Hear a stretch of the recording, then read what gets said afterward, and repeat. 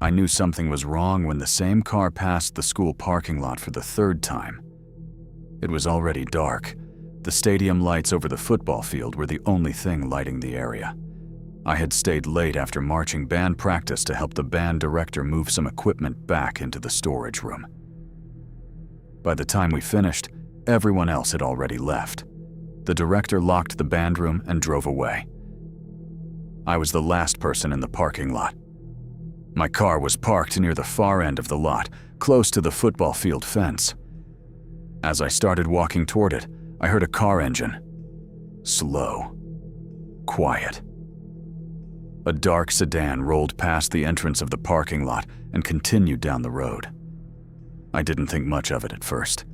Cars drove past the school all the time, but about 30 seconds later, the same car came back. This time, it slowed down as it passed the parking lot. Really slow, like the driver was looking inside. I stopped walking. The car kept moving, then disappeared down the street again. I kept walking toward my car. The parking lot felt strangely quiet. The stadium lights buzzed overhead. My footsteps echoed on the pavement. I was about 20 feet from my car when I heard the engine again. The same sedan turned into the parking lot this time.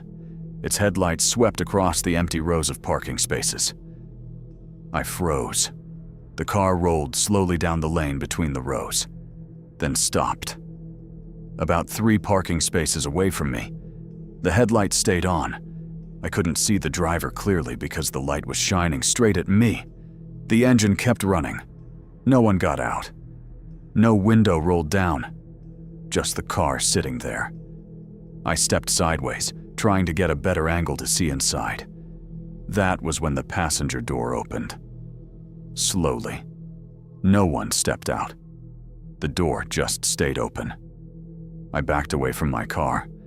My phone was already in my hand. I pretended to start dialing someone. The car engine suddenly revved. The passenger door slammed shut. Then the car accelerated forward. Fast. It drove straight past me and out of the parking lot. I stood there for a second, trying to calm down. Maybe it was just someone lost. Maybe someone turning around. But when I reached my car, I noticed something on the ground beside the driver's door. A small plastic zip tie, right where someone would have been standing next to my door. I got into my car immediately and locked the doors. My hands were shaking so badly, I dropped my keys once before starting the engine. As I pulled out of the parking lot, I saw the sedan again, parked down the street.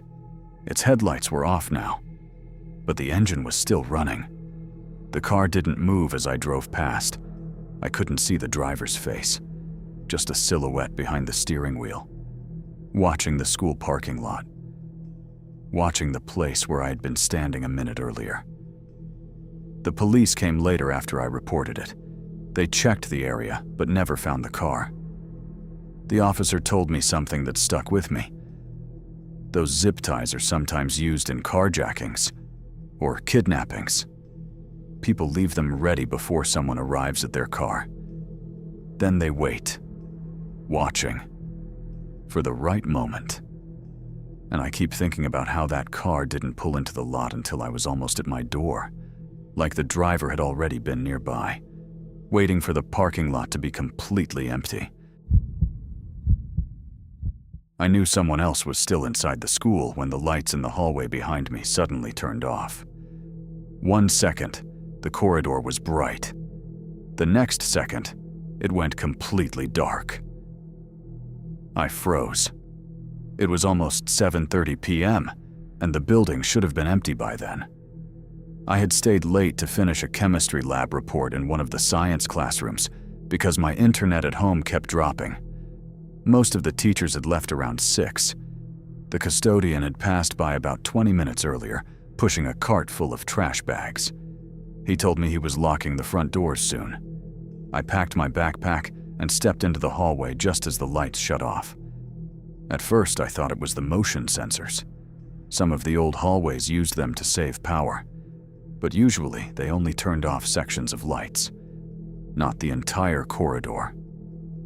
I took a few steps forward. Nothing happened. The hallway stayed dark. Then I heard something. A door closing somewhere behind me.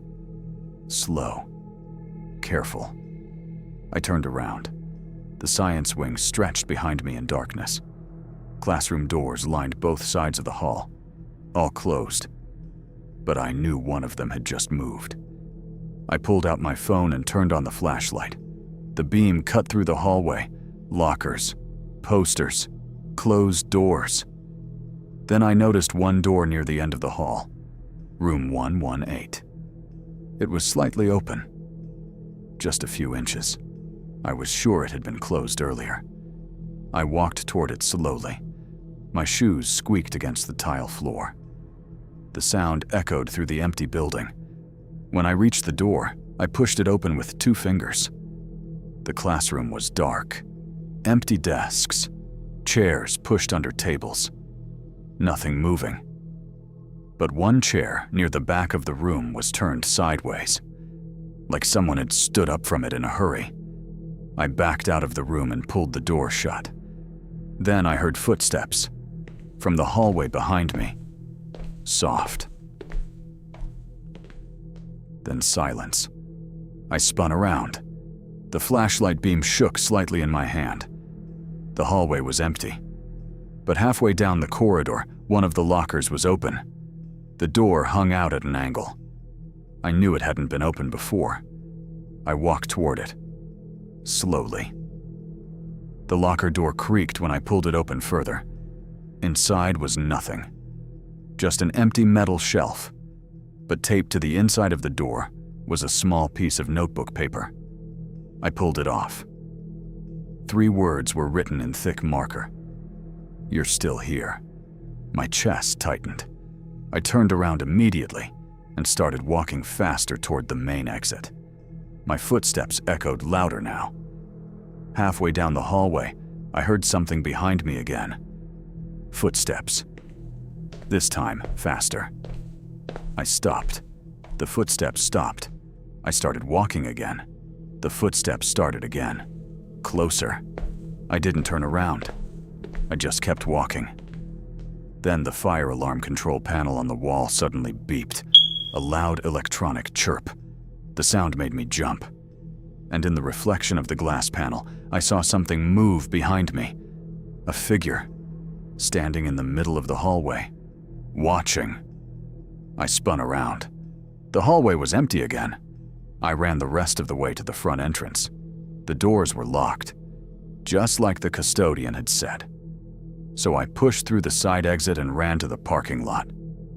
The police came about 15 minutes later after I called them. They searched the entire school, every classroom, every hallway. Nothing. No one. But the custodian's cart was still sitting in the science wing, exactly where he had left it earlier. And the keys he used to open every classroom in the building were missing. I realized someone else was inside the locker room when the shower behind me suddenly turned on. I was completely alone, or at least I thought I was. It was just after basketball practice, around 6:45 p.m. Most of the team had already left. I had stayed behind to shoot a few extra free throws in the gym. When I finished, the hallway outside the locker room was already quiet. No voices, no footsteps, just the sound of the ventilation system humming above the lockers. I pushed the locker room door open and stepped inside. The lights flickered on automatically. Rows of metal lockers, benches in the middle of the room. Everything looked normal. My backpack was still sitting where I had left it earlier that afternoon. I dropped my gym bag on the bench and opened my locker. That was when the shower turned on, one of the ones in the far corner. The water hit the tile floor with a loud splash. I stood there for a second, listening. No footsteps, no voices, just the water running. At first I thought maybe someone had stayed after practice and I hadn't noticed. "Hello?" I called out. No answer. The water kept running. I walked toward the shower slowly. The room felt colder the closer I got. Steam was already starting to rise from the hot water. When I reached the corner, I looked inside. The shower was empty. No clothes, no towel, no one. Just water pouring from the nozzle onto the tile. I reached in and turned the handle off. The water stopped. The locker room went quiet again. Then I heard a locker door slam.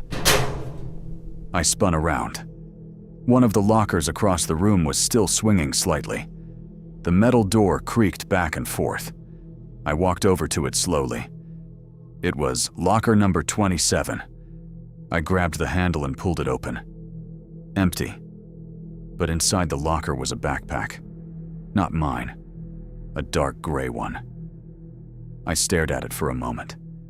Then I heard something else. Footsteps from the hallway outside the locker room. Someone walked past the door. Slow. Then stopped. Right outside. The handle moved. Just slightly. Like someone testing it. The door didn't open. After practice, the coaches usually locked the locker room door from the inside. Whoever was outside tried the handle again. Then the footsteps moved away down the hallway. I let out a breath I didn't realize I was holding. But when I turned back toward the lockers, something had changed. My backpack was no longer on the bench. It was on the floor. Right in the middle of the room. I was sure I hadn't moved it. I walked over and picked it up. The zipper was open. My car keys were gone. That was when I heard something move in the shower room again. A small sound, like someone shifting their weight on wet tile. I slowly turned my head. The shower I had turned off was running again. This time, louder. And this time, I could hear breathing over the sound of the water. Right behind the curtain. I didn't wait to see who was there. I grabbed my bag and ran out of the locker room, down the hallway, straight to the front office. The security guard called the police. They searched the gym and the locker rooms. They found the gray backpack still inside locker 27. Inside it were gloves, a flashlight, and a small folding knife. But they never found the person who brought it there. What still bothers me is something the security guard told me later that night. The locker room door had been locked the entire time I was inside.